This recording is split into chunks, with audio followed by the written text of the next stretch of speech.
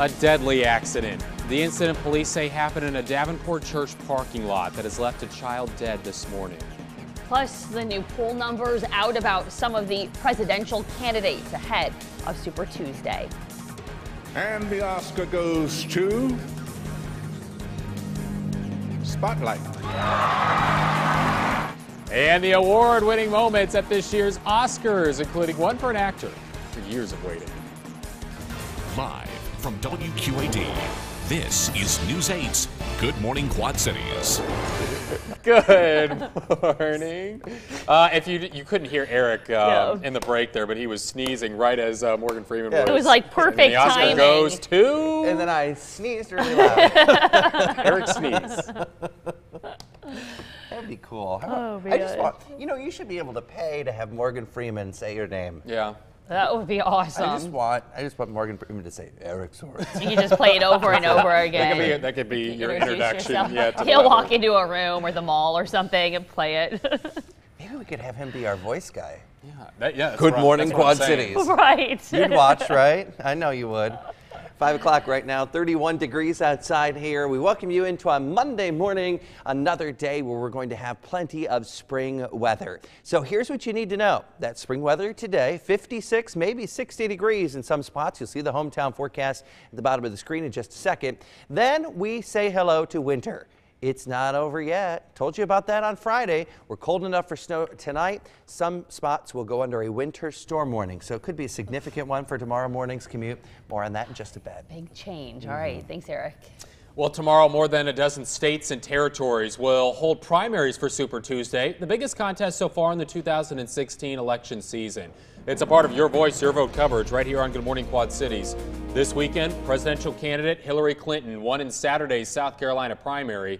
According to a new poll, Clinton is far ahead of her opponent, Bernie Sanders, by about 2-1 in 3 of the Super Tuesday states.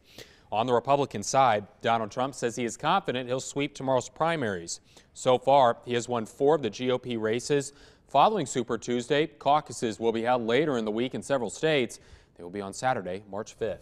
Well, police say a child has died from injuries after being hit by a car in Davenport. It happened just after 3 yesterday afternoon in the parking lot of All Saints Catholic School.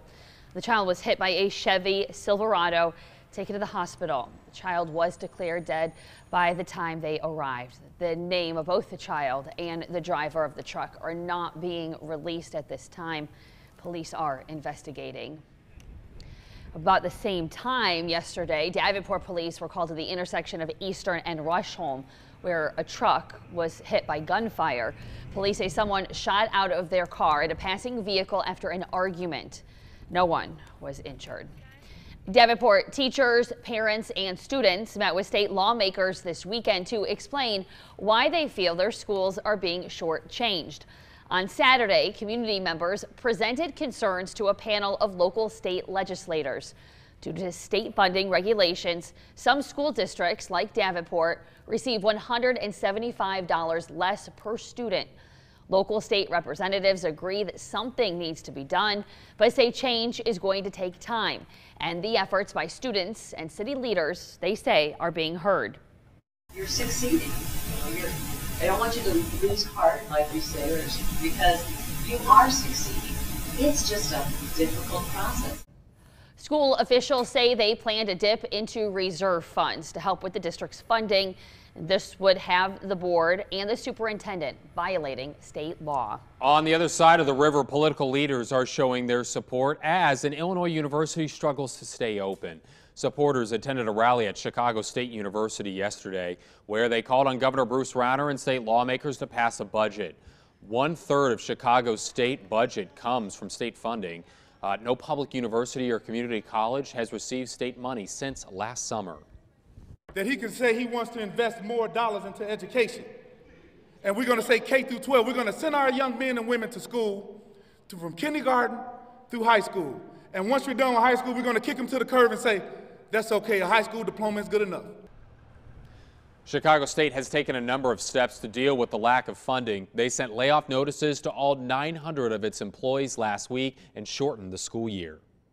Well, this comes as the budget impasse in Illinois is forcing Western Illinois University to cut $20 million over the next 2 years. Along with cutting 100 jobs, the school is also reducing contracts and enacting a hiring freeze. The president says it's a difficult decision to make. It's still unclear whether any of these cuts or changes will impact Western's Quad Cities campus. Meanwhile, students can expect to pay more at Blackhawk College. They're raising tuition for the second year in a row. Tuition is being increased by $12 per credit hour. That means that a normal full-time student taking 15 credit hours would pay $180 more per semester. The increase comes after a decline in enrollment and not receiving money from the state. Blackhawk was expecting to get about $7 million in funding. The increase will go into effect this fall. Well, there is a new group in the Quad Cities working to reduce air pollution to protect children's health.